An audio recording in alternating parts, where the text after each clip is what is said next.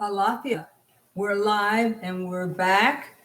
And I wanted to address the call to action for teachers. We know come on Thursdays this week, and we want to give the teachers their opportunity for professional development. And this is a call to action. I am your language buddy coach. I'd like to speak to the teachers on a call to action today.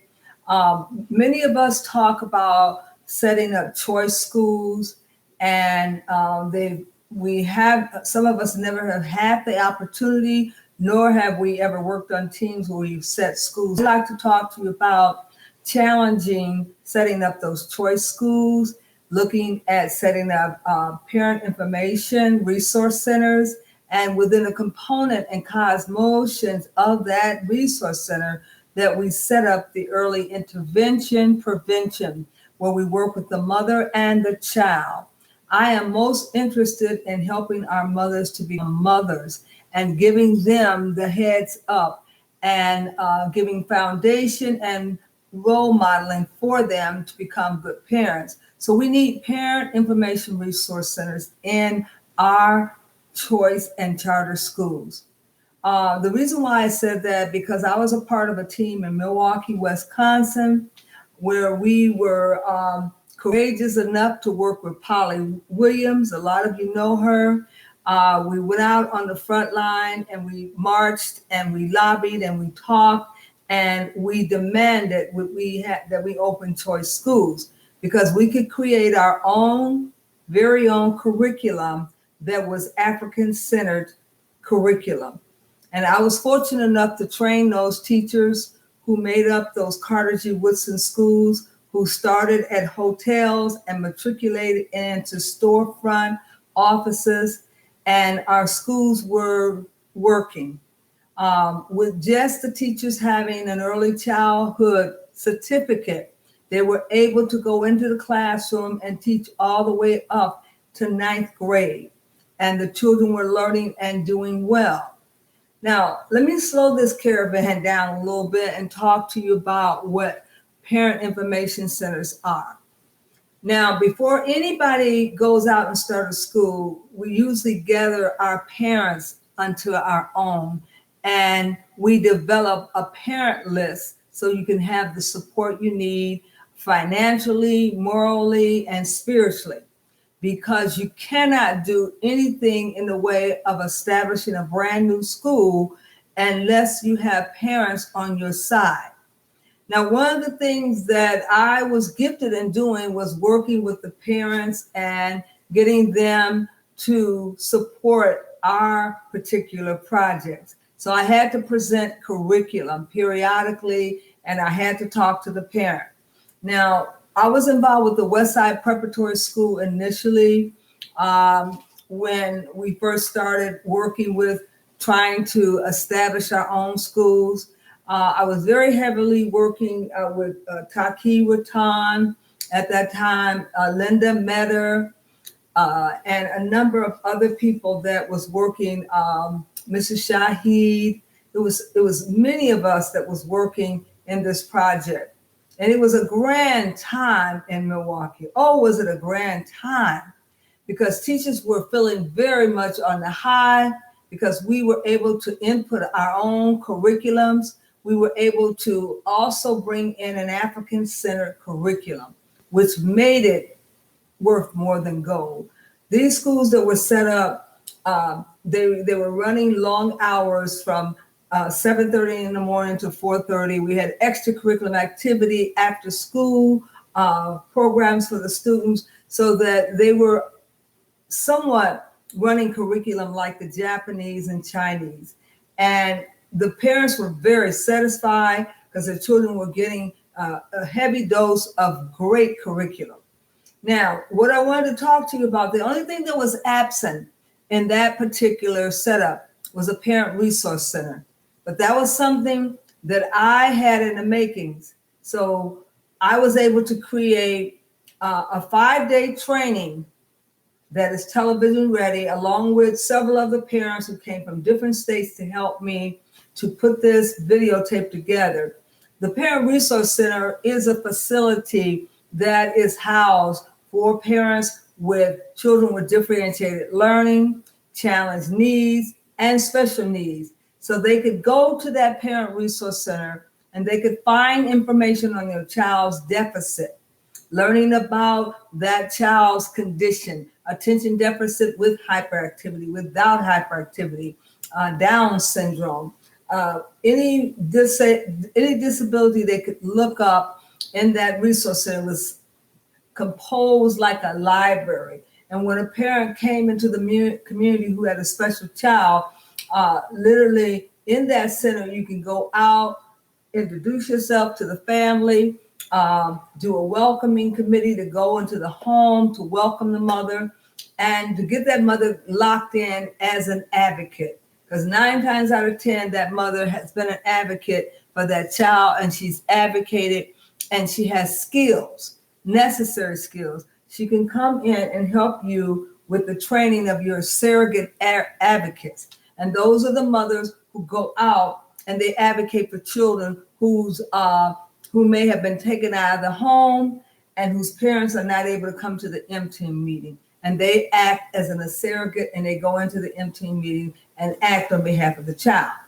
Now, the reason why I brought this up is because I was commissioned to work with the African-American families in a resource center, a parent information resource center, where I was responsible for the African Americans, and we had Hispanic leaders that was responsible for Hispanic and Japanese, Hmongs, and Hispanic, and so on and so on. And this is how the government has set those centers up. They wanted to be specific to the culture and to the pulse of the actual community.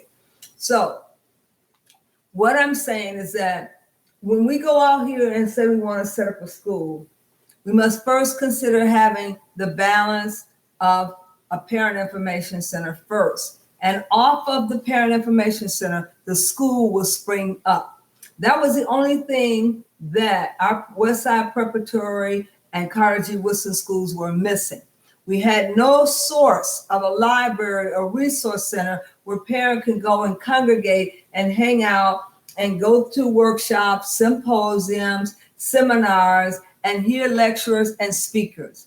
Because as you educate the child on consciousness, and when the conscious leaders come in town that are speaking at the university, you must expose the whole family to this in order to bring the parents up when you're bringing the children up. Because it makes no sense to bring the child up if you're not going to bring the parent along. You know, we keep talking about it takes a whole village to raise a child.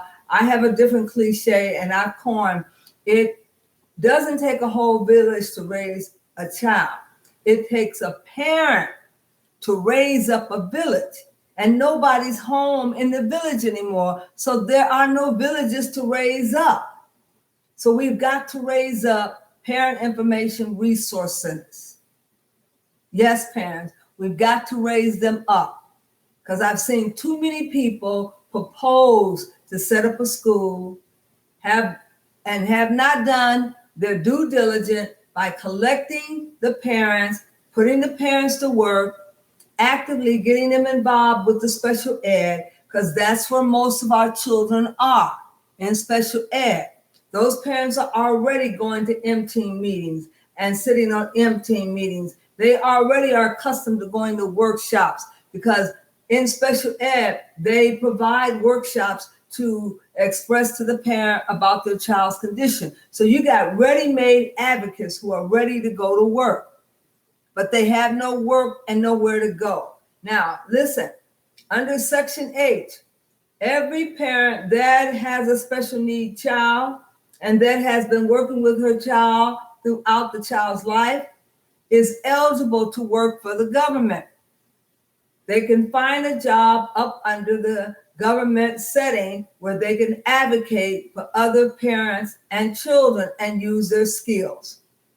And that's where we can put a lot of mothers to work. In that parent resource center, you can put people on shift work, and the government will pay them to come in to talk to other families, to act as a counselor to those new families.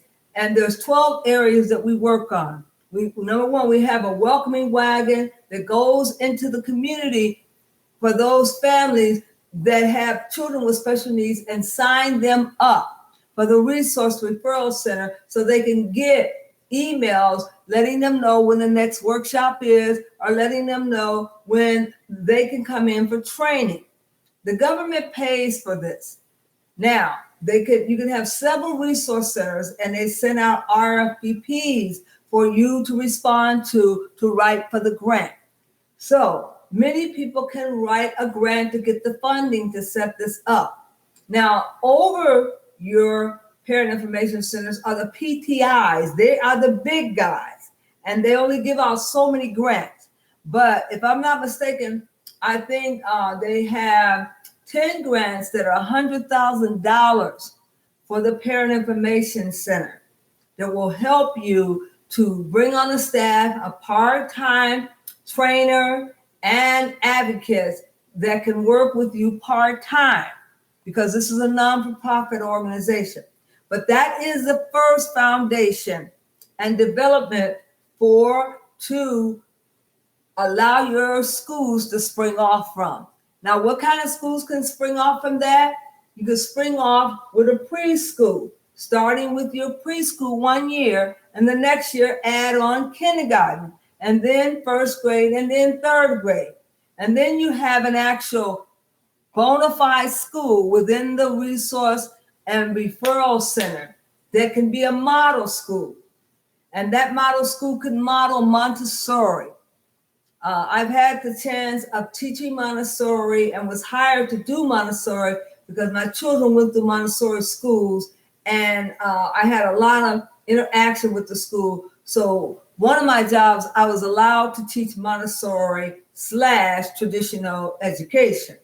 I believe in Montessori, and it is an opportunity to give children independence and teaches that child to work independently and to be able to advance himself from one level and master things so that you're not holding them back. Wait, Johnny, the whole class have got to do this together. We're all going to do it together. Then you have children that are frustrated because they are held back and they can't go forward. They work independently in Montessori, and they pace themselves, and they can go as rapidly as they want. And once they master one thing, they go on to the next. And that's the good thing I like about Montessori, is a child can work independently. You're not always saying, now what should I do next, Miss Garb? What can I do now? I'm getting bored. What else is there to do? When you got units set up all over the room and they're matriculating from one unit to the next. So Montessori can be ideal for parents who have special needs children. And they can also be involved in doing Montessori in the home for your infants and toddlers and preschoolers. And they become a feeder school, that they feed the children into your school. When they come from infant and toddlers, they come into your school in kindergarten or preschool. So they can become a feeder school. You must teach every parent how to become the first teacher.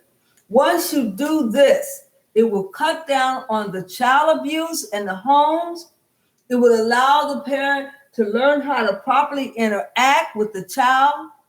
It will then begin to keep your parents at home working with 4 or 5 children in their family child care, making the money that they could have been making a long time ago, and being able to take the frustration off their family to bring income in.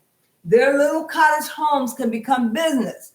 I know this because overseas with the military, they had wives that were at home bored to tears. They put them to work in cottage homes so they could run their child care centers out of their bunkers and set their house up like a family child care center. Now, why do I propose the Parent Resource Information Center? It's because it was the best thing since apple pie. When they set up those parent information centers, they can be set up in the home until you can get a larger space.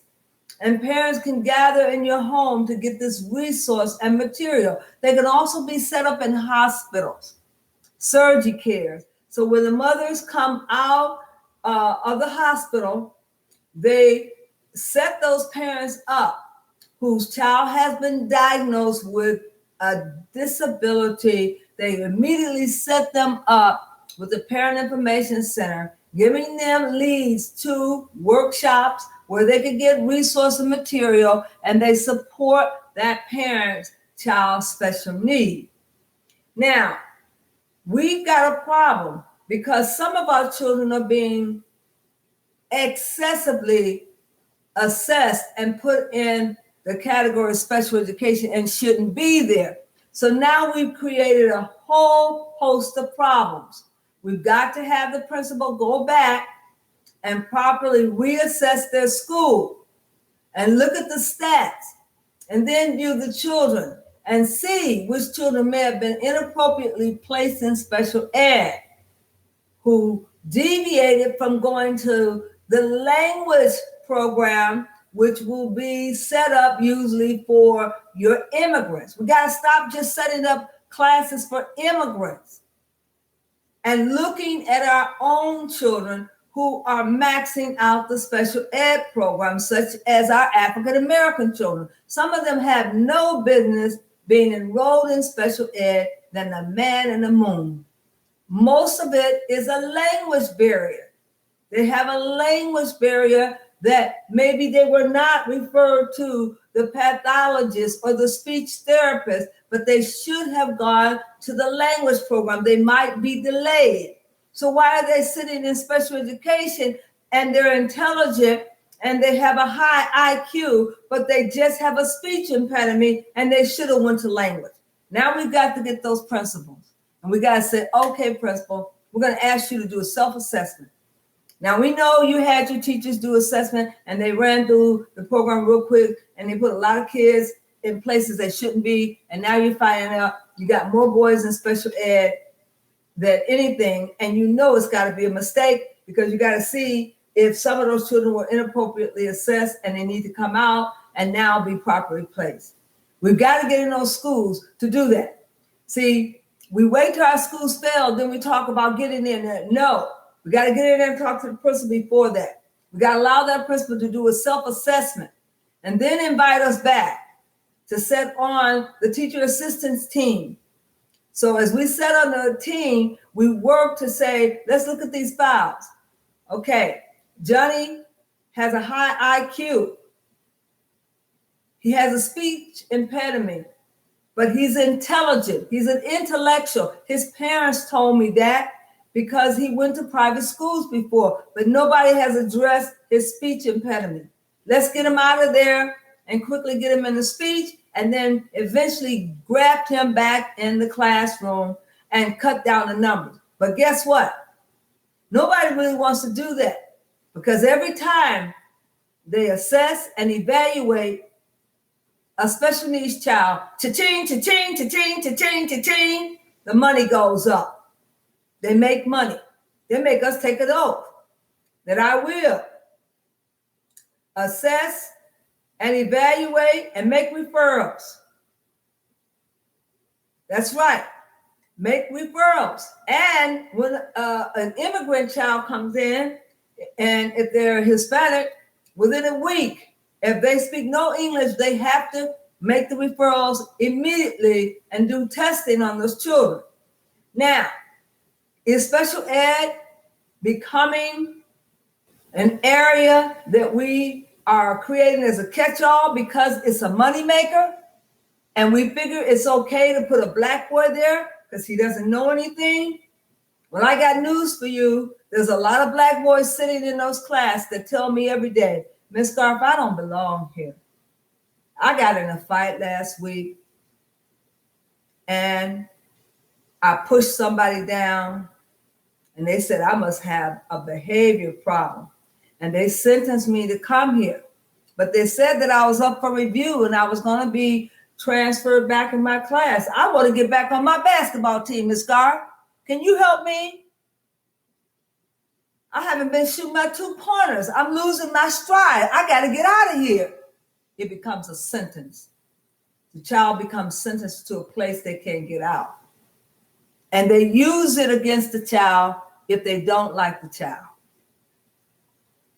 Now, they say you can't segregate in public white schools. They didn't have to segregate. They sent a child to special ed. That's worse than segregation. I've had many children come to me and said, Miss Carr, take this note. Call my mama. We need your help. I need somebody to advocate for me. I ain't supposed to be here, Miss Carr. I've had so many children contact me and their mothers. They start calling me Moses. Moses, lift up your hand. That's how I got the nickname Moses, because I was escaping children out of special ed. And the parents that had their children sitting at home, that's another whole story. They get pushed out of school. And then they wonder, why are them black kids dropping out of school? They just dropping out. Come to find out, when I go home to the mother's house to talk to them, they'll say, well, they pushed my Johnny out and gave him a Title 20, and they won't let him come back to school. He was doing fine in school. As a matter of fact, he was number one ace in his math, and he wanted to become a mathematician. But now Johnny is on a suspension. He's expelled from school. I hear this time and time again. And then what I hear the most is in the M-Team meetings, they're talking about children who are not even enrolled in school. They're staffing off the record. I thought you couldn't staff off the record. The child had to be there. There's so many mothers who are afraid of doing arbitration with the school district, and they're afraid of doing due process hearings. Some schools won't even allow you to do due process hearings. So your cases may never get heard. And you have children that have IEPs that are way overdue, that have not been updated. Now, who am I talking about? I'm not just talking about the teachers. No, because I'm a teacher myself. I'm talking about the system that needs to be addressed in the area of special ed. It's long overdue. There are way too many people of color in the special ed programs. Way too many. And yet, parents are dissatisfied with special ed because the children are not learning anything. They're not being challenged. They're being babysitted. And when you have a child in special ed sitting there day after day, his windows will shut and you can't open them again. And they know that they can't use that certificate to go to college because many of their friends have come back after staying there until they're 22 years old saying, you know, Miss Garb, I took all this stuff in special ed and I thought I was going to be able to go to the junior college. And when I got there, they told me I couldn't even take college courses. I had to take 100 level courses and they weren't even going to count. I want a core 40, Miss Garb. How can I get a core 40? All those other kids back there, they got core 40s. They're going to college. My certificate don't say I could go to college. It just said that I successfully completed school, but I don't get a diploma. Why, Miss Garb? Can you tell me why I'm not getting a diploma? Why am I marching without a diploma? I hear this stuff all the time. And then sometimes our best basketball players will get condemned to special ed. Instead of somebody coming in there working one-on-one and a tutor with that child to help him get his reading scores up, they throw him in special ed and they think somebody's going to work with him there. Special ed is too slow. And most children will tell you that. I'm not going nowhere in here, Miss God. Look how slow these kids is. Look at him. He's foaming at the mouth and he don't know nothing and she don't know nothing. What they put me in here for, Miss God? It's because they mad at my mama because she went off on them. That's another thing. If a mother goes off on a district administrator and in a way to punish the child, they put the child in special ed. And then the mama goes in there and they say, look, Johnny has a problem. If you don't put Johnny on some medication, I'm going to recommend that he stays in special ed. Now, I need you to get that child on some Ritalin. You need to go and do an assessment so the doctor can prescribe some medicine for him. That's another thing. Parents are being forced to put their child on medicine, and some of them are being bullied to sign their child off into special ed. They don't realize they can revoke those signatures. They don't know that. The first 10 years of my life, I spent trying to help parents and get their children out of special ed. It became an indictment for them. And the worst case of scenario was in Schaumburg, Illinois, where we had to fight to get middle-class children out of special ed.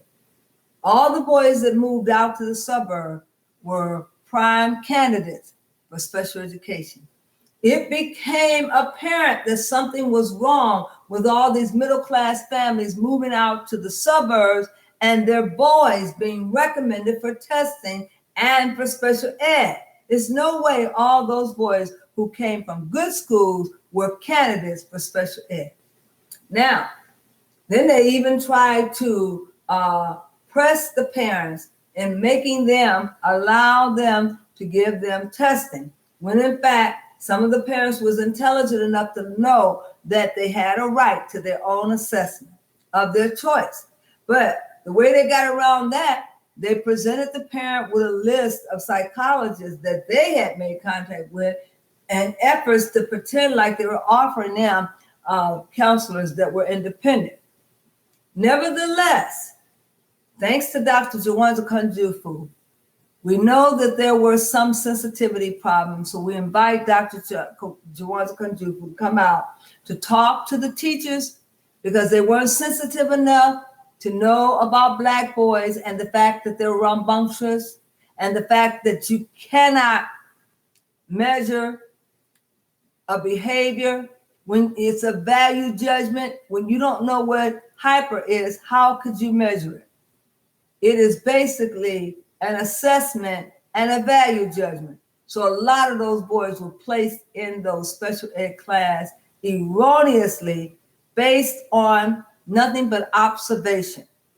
And most true attention deficit disorder is only proven, when you have had the doctor do an EEG. And most of those assessments were done over the phone or in person with a survey. And those were inappropriate diagnoses, and those children lie there in special ed. And some of them were trapped and couldn't get out. Well, it's a nightmare. And we've got to realize that our children can get the help they need to learn how to read, but they must be placed in the appropriate department, and the labels must come off. The stigma must come off of special ed. And that's what these resource centers do. They allow the parents to go in, gather information, learn more about their child's disability, get the child some tutoring, get the child some help. That's what these resource centers are doing. They're acting in a capacity as a tutoring service for special needs children so that they can come out of these settings and be weaned out into the general population. I've met too many intelligent children that were housed away in special ed. Now, the language programs are not even being utilized like they should. You got a lot of Hispanic people that don't want the stigma of being connected to English as a second language, so they don't sign their children up. They don't think they need them. And then you have African Americans who never had a chance to learn that Ebonics is a true regularized code. It is a language. It's their first language. But they can be taught to use Orthodox language also in the place of speaking the King's language. But do you think that they're getting a free ride to go to these sheltered classes to learn about English as a second language? I've never heard a Black parent come to me and say, "Boy, golly, I'm going to put my child in that English as a second language." Do you know they have sheltered classes there? They can learn about their customs and traditions and their rituals, and they can work in small classes until they feel comfortable with being weaned into the general population. Now, how are we going to make our immigrants feel welcome to something that we're not even giving to our citizens. The children have been feeling this for a long time now. It's reached a boiling point, and something has to be said about it. Special ed has been revised several times. First, you had the pull-out program, then you had the push-in program, and then you had the self-contained programs. What will it be next? Not that I am speaking against any one person, but if a child can't graduate with a diploma that says he's completed high school and he's on his way to college, then it's good for nothing. And parent, you got to look into it. So parent, you must learn about parent information centers. The charter schools, they allow you to write your own curriculum. I'm not sure if that's the same thing here in Indiana, but they did up in Wisconsin. So that way you could actually put together a decent curriculum that will support that Black child. You must understand that Black children learn differently. They are kinesthetic learners, whole brain learners, and don't forget that. Don't go letting somebody tell you, oh, he's a right brain learner. He is not logical. All he does is do creative things. He's just a right brain learner. No, you got that all wrong. We're whole brain learners. Most African Americans are. And because their melanin is vibrating, and if their melanin is not calcified, they are learning through their melanin. Their melanin becomes like a brain. They have an advantage that most children don't have. They have a higher octave level of music than most children have, and they can hear notes that you could never even phantomly hear. Now, Dr. Loyola transcribed this information to me when I did an interview of him when I wrote my thesis. And he also said that our blood chemistry is different from the Caucasian, and our medicine would be different as well. So don't go giving your child psychotropic medicine called Ritalin, thinking you're going to help that child, when we know the psychotropic medicine can be poison to the child. Look into talking to doctors about alternative. There are a number of doctors from California that work with alternative non-drug therapy, because Ritalin can cause a side effect, and all those other medicines can too. But why are they so hell-bound on pushing our children to become addicted to psychotropic medicine?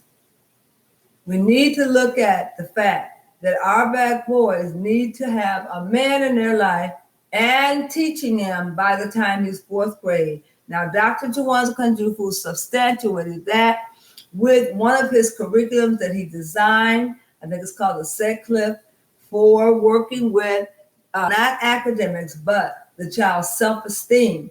Building the child's self-esteem up can also increase their grades. Now, teachers, I would like for you to come to order. This is a call to order for teachers to look into the parent resource centers. What does this all mean? And how has African Americans been getting along without it? Well, you mostly see these parent information centers out in the white suburbs. I know the first one that I set up was out in the white suburbs. It was the CHAD Center, Attention Deficit Without Hyperactivity and with Hyperactivity, and mostly white parents were there. I never seen any Black parents to come into the program, even though I tried to intrigue them to come into the program and let me help them set their own up. There is like a 12-step to setting these centers up, and it can be done. And I think that that's what Dr. Omar was talking about, these children in special ed needing somewhere to go. Well, the Parent Information Resource Center is it. And that is the scapegoat and the ram in the bush. So let's think about it. This is a call to action for teachers, and I want you to think about the early interventions. Now, I said I was going to talk to you about the early interventions for parents. I helped to set up the early intervention in Minnesota, Minneapolis, Minnesota, one of the first early intervention in the public school district where the parent and the child went to school. Wasn't it a grand opportunity to bring the parent to one class and the child to another, and then go and teach the parent parenting skills, and then bring the parent and the child together and let the child and the parent interact? and role model for the parent. Now, this was a government program that was paid for, and it helped that parent to reunite with that child if the child has been taken out of the home. There are so many children being taken out of home. How are we in the hell letting all these children be taken out of the home? Not to mention our husbands and our men being taken out of the midst from us, and we just write them off. How can they do this? You got parents and mothers whose children are being taken out of the home that never comes back. We got to clean these parents up so they can go back and claim their children. I had a lawyer ask me once, would I do some mediation for the courts to help these children get in their homes? They don't know what to do with them. Every little thing that parent does, they go over and they send a social worker and they snatch the child out of the home. Yes, some of the parents don't need to be raising their children. They need to go into classes. Who's mandating that they go into classes and learning parenting skills? Who's giving them 3 strikes and they're out and telling them you got to go to class in order to get your child back? You got 3 strikes and we're going to see if you can go home and raise your children right. How are these mothers being so out of their mind that they don't want children anymore and they're abusing them and they're hurting them, or they're selling them and they're putting them out on the street? How could you not realize that when you lay on your back, you're going to conceive? And when you conceive, you have to be a responsible parent. You just can't keep letting your child go to the system to rear. And a lot of these women have better sense than that. They have mother with, and they've had good upbringing, but yet they fall into these particular traits of allowing these infants and toddlers who can't speak for themselves to go off into these awful settings where they get further abused in the system. That's right. Now they have to hire people like myself to come in and to look at the child's chart and to look at the child and see if we can assess, is the child going to live? Is he going to die, or is he going to suffer from a lapse of attention, or is this child going to get into depression and can't come out? Now we got worse problems than when he went into the parent center. Now he is suffering from a failure to thrive. So then you got to bring in stakeholders to assess this child so you can immediately hurry and get the child placed back in his surrounding settings or with his loved ones. We got a serious problem that we've created. And I don't know if anybody's been talking about those babies that they said that they couldn't find, but we got a lot of Black children that we can't find either. A lot of parents don't even know when their children and their loved ones are coming back home. And nobody's saying anything. And everybody seems to think it's all right. Well, in the school system, half the children that come to school, they'll say, I'm with a foster child, I'm not with my mother. Half my class was like that. I could not believe it. I thought I was talking to the child's parent, and these were all foster parents who could care less, who had no vested interest in the child. Well, we got to do something better, teachers. This is a call to action. We got to create longhouses, such as parent resource centers, that we can get those children in and get them the tutorial help that they need and get them the nurturing so the whole community loves that child and helps raise that child. We never let a child go to the foster system. We kept that child in the midst of us and we reared them. What is wrong with us, Black people? We don't know how to go and get our own people and say this one will be raised here in the community if we have to take turns. What is wrong with us? I know about this because I saw how our family struggled to keep us together, even though it was 18 children, but none of us were going off to the social service agency. None of us were being separated from home. So we got to do something better than what we're doing, because we got schoolhouses that are direct route into the penal institution, into social services. Now, granted, if a child is in a home and the mother's mistreated them, by all means, get the grandmother there, get the sister there, get somebody there that can take that child, but don't take him out of the surroundings of his family. Some of the children need to be put with other family members, but they don't need to be put in strangers' homes because that's a desolate. Sometimes they'll do more damage than what was done by the mother. This is a call to action, teachers, because some of you are sitting up in these classrooms and you know what's going on in these schools. You know what goes on behind special education. You know what's happening in those safe rooms where some of them are physically being abused there. But yet we claim this is all in the name of education. Well, parents, you're going to have to be the first teachers. You're going to have to stand up and you're going to have to advocate for Johnny and little Susie. And you're going to have to be a surrogate advocate to those other children who have no one to advocate for them. This is a call for action, teachers. Listen up. This is teachers' rule. When a child comes into your classroom and you say you don't want to get involved, you pay that parent a visit at home and you get involved. And you make that parent an offer that they can't refuse. We've got to be concerned about each other. And when somebody is out of line in our community, we've got to chastise them. You can't have mothers putting cigarette burns on children.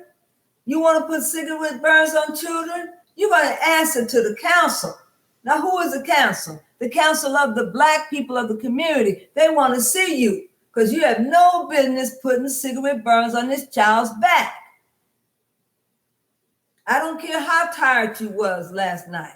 That child is not the mother, and he has no business fixing dinner for 2 and 3 year olds at 11 o'clock at night while you lay in front of the TV eating bonbons. Well, our parents don't know how it's done. A long time ago, when we went out, we knew how to act.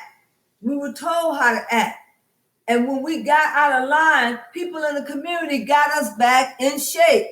Where are the people in the community that can say something about what these half-ass mothers are doing? Now, if you don't want to take care of a child, quit laying on your back. And if you have a child you can't raise, find somebody to give them to. They'll take them. Black folks used to take people's babies and raise them. But we're afraid now. We'll throw a baby in a garbage can first before we ask somebody to raise them. And your head will be on upside down and you will catch hell the rest of your life. The things that I see these parents do to their children, I wonder sometimes if school is a safe place for them. But we've got to do better than what we're doing. This is a call to action, teachers. It's time for you to say something. Because you have a jaundiced eye and you're walking away and you're not saying anything to these parents. You're letting them get away with murder. And you won't take the mother aside and give her an ultimatum. It's very vital that we look at parent information centers so we can get in there, bring lecturers, bring the help they need, bring some counseling, because a lot of us need to be eradicated. We're still suffering from the middle passage, and we are still having stressful moments where we can't go forward because we keep having regret of our past. Quit looking at your past. Look at the here and now. The circumstances that you're in, more than likely, you've gotten yourself there, and it's going to have to be you to get yourself out of those circumstances. But quit taking it out on these innocent children. Because there's far too many children that want to do better, but they don't have a mother at home to support them. Because she is so wound up in her past and what she didn't have and what she went through that she don't know that she's responsible for another soul, and the responsibility is on her to make sure that child don't go through what she went through. But why are children going through worse? They're going through more than what we went through. Half of the stuff that the children told me that they're gone through, I don't know how they can conceive to even raise their eyebrows, because they should be the mothers and not the mothers themselves. But you got a lot of teachers that don't care either. It's not my business. I'm not getting involved. Well, it is your business because we're one big family. And you're supposed to take care of that child. You're supposed to advocate for that child. And that's what the Resource and Referral Center is. It's a place where somebody advocates for that child. Somebody cares. The child ends up loving to go there because they know they can go there and they can talk to somebody about their situation. Now, I want to say that Milwaukee had it going on one time. They were very much concerned about the education of Black children, making sure that they got a conscious level education.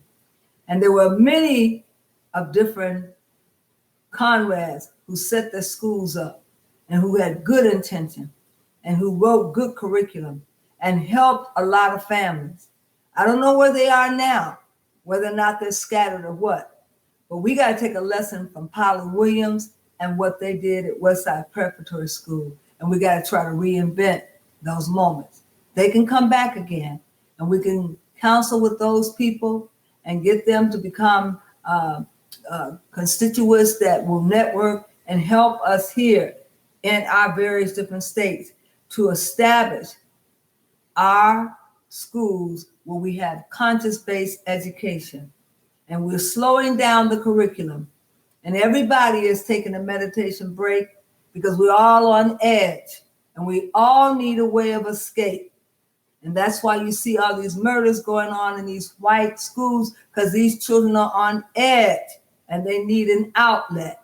And Black children are too, because some of them sit in these classes and need a therapist to monitor them. And they're in there with regular ed teachers who don't know what to do because they can't keep the counselors in the building. So now the child's sitting in your class crying all day, boo-hooing because they want their medicine and they want their therapist. We've got to do better than what we're doing. And we got to build better institutions called parent resource centers. Think about it. That's something for you to think on. This has been Sherelle Garth and a call to action for teachers. Thank you so much. And you've been listening to Maddie Harvey's Baby Sister. And I want to say, oh, dabble and Baba Booey to y'all. I'll see you soon.